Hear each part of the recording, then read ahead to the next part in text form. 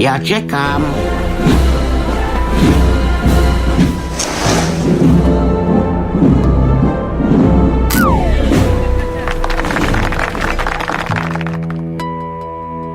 A kde to mám všecko vzít? Já čekám.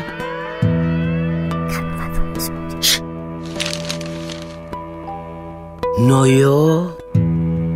Prosím tě, Alenáši, potřebuju policajta, nafukovat. Já čekám.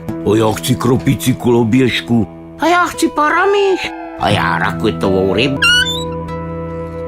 Já čekám.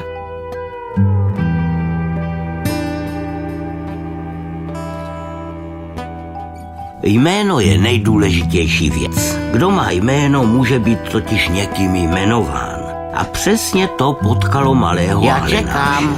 Sotva mu přišli snové na jméno, byl jmenován správcem snů.